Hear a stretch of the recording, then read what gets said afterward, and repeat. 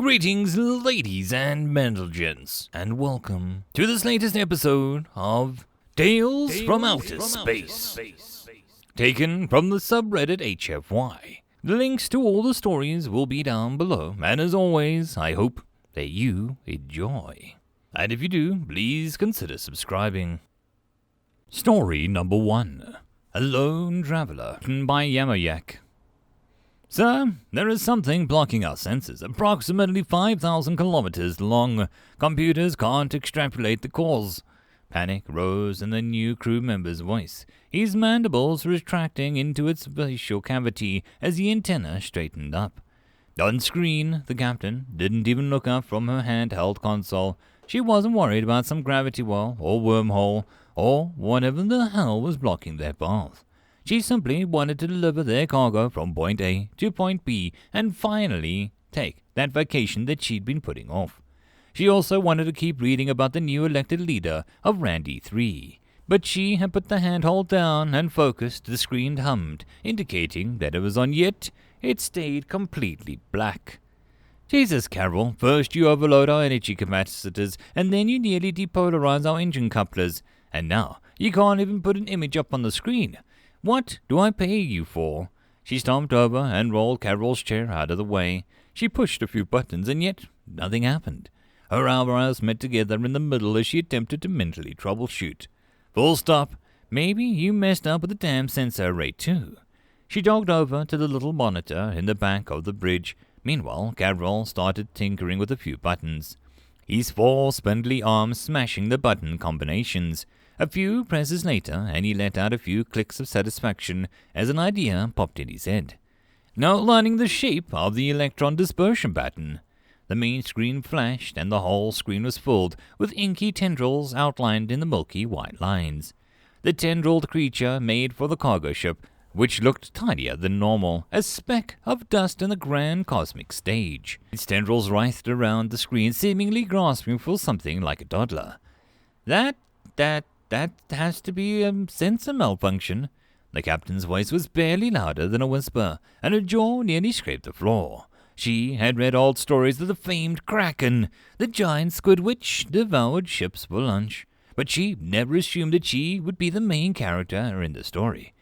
Actually, she thought, the Kraken could be 100 times bigger than described, and it wouldn't stand out against whatever the hell faced them. In space, many things were described as bigs. A planet was big, a star was big, but a giant space monster with more tendrils than a beach has grains of sand. A giant space monster large enough to block out the light for not one, but multiple stars. That's huge. The captain took a deep breath, steeling herself for whatever this adventure would hold. Carol, leave a beacon behind us, transmitting to all ships. Trade route closed. Set viewer for electron dispersal, and the ship Antagon 1308 has gone out to investigate. Investigate? Carol spat around in his chair. His eyes were bigger than normal. His antennae were quivering slightly. I should have gotten on a ship with a human, he thought to himself. Did I stutter? Take us in slowly. Make sure to not hit anything along the way. You've probably heard what happens when the Calorian crystals gets too excited. The captain tried to relax as she leaned back in her chair, but she gripped the seat's armrests and hard enough to pale her knuckles. A small bead of sweat rolled down her temple. Half an hour later, Carol slowed the ship down to a crawl, the sensors red with the distortion almost directly in front of them. Captain, I think that we keep a continuous electron pulse, we can track the sensor distortion and make a rudimentary map. Try it. Turn on the view screen and make it half normal view and half your map. The view screen hummed once again. Half of it showed to the ship in 3D space, walls of flesh moving around it. The other half was completely black, fully enveloped in the void. The darkness wasn't the normal darkness of space. Out there, there's plenty of stars to light up the path. In whatever they were, the tendrils seemed to eat up whatever light it could, absorbing all of it from the ship. Carol, start the low-intensity beam, width of 5 meters, random wavelengths excluding visible light, directed at the nearest wall. Carol's quivering arm extended towards a few buttons. A few beeps later, and the low hum was heard as a beam shot from the ship. Avril, is it me, or is the darkness moving? Her leg bounced as she stared ahead. I see it too. I'm stopping the beam. The wall of void moved like a curtain. It started slowly, freezing the two audience members in anticipation, but mainly fear. The curtain sped up, faster and faster, the wall of void pulling up to speeds near imperceptible, all to reveal an eye. The eye shifted its gaze from the disturbance until it settles on the ship. If sounds traveled through space, the creature's roar would have been deafening. On the outside, the ship was screeching in horror. It was akin to a small mouse accidentally waking a tiger. The various external lights turned off and on as power rerouted about. On the inside, all hell had broken loose. Gavril's antenna buzzed with pure fear, his spindly arms vibrating enough to produce a low hum. His mandibles chittered like a maraca, and the captain whizzed around faster than she had ever moved, yelling orders as she herself navigated the various consoles around the bridge. Life support set to reserve power. Rerouting from weapon systems to cargo bay shields. Environmental controls on reserve. Lighting systems rerouted to thrusters. Available power up to 100% than normal. Rerouting all to thrust. Engaging neural link. Red lights flashed all throughout the ship, almost as if they knew the situation it was in. The captain pushed a button and her armrest, and the panel on the side opened up. She yanked the cable and shoved it into the port at the base of her skull. Under normal circumstances, one must ease into the connection, slowly acclimating their thoughts with the ship. But these were not normal circumstances. "We're getting the hell out of here," she yelled. She pulled the ship around and faced where they'd come from, and she sped through the maze of tentacles that materialized. It was quite the sight to watch a ship weave through the maze, whizzing left, right, up, and down in a mad dash to escape the unnamed beast. But the captain wasn't perfect. No human was. Seemingly out of nowhere, a tentacle slapped the ship to the side. Alarms blared, and every console on the ship lit up red. "Damage report." "Shields at 2%. Containment field on the crystals nearly destabilized." The captain pressed a few buttons, and the cargo bay door slammed open.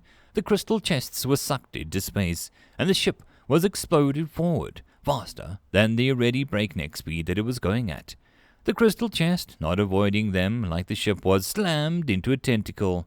The resulting explosion spewed plasma everywhere, the debris slamming into whatever was around. "Captain, the tentacles are making for an opening. It looks like we damaged the beast." He highlighted it on the view screen, and she instantly capitalized on the opportunity. They shot out of the hull expecting the same empty space they'd left, but lights blinded the ship from all angles. What the hell? She slowly eased the cable out of her head, and one hand blocked the lights on the other side. When her eyes finally finished adjusting, she let out a huge sigh.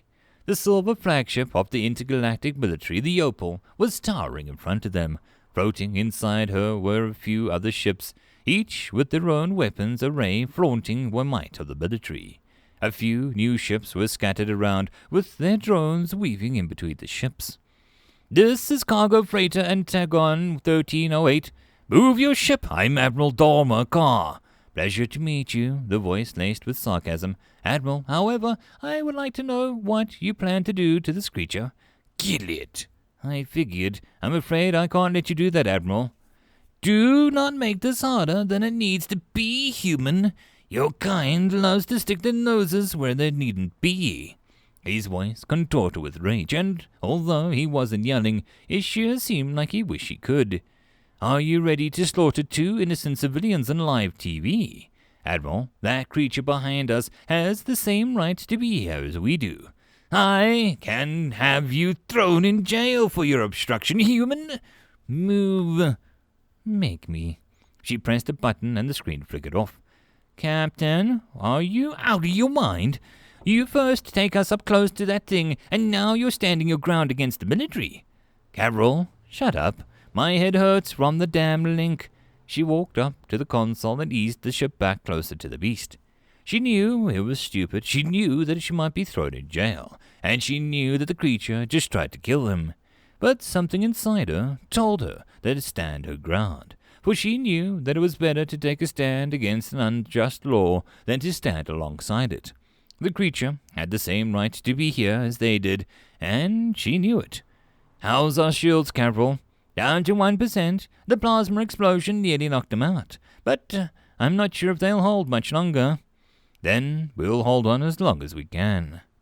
And with that, the small mouse stood between the swords of the government and the sleeping tiger. End of story.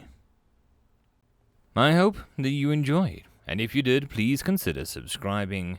If you wish to support the author, there is a link to the original story, so pop over there and give him your support. If you wish to support this channel, however, there are a few ways to do so. The best and easiest would be to share this video with other people, as well as liking, subscribing, and leaving a comment. All of these things tell the algorithm that this channel is at least vaguely interesting, and that may share it with other people. If you wish to support the channel in some other manner, watching my other videos would also help tremendously. Or, if you really like, there is a link down below to leave a tip or to join the Patreon. Any and all support is very much appreciated. And I hope that you all have a good one until the next time, and I'll see you then. Cheers.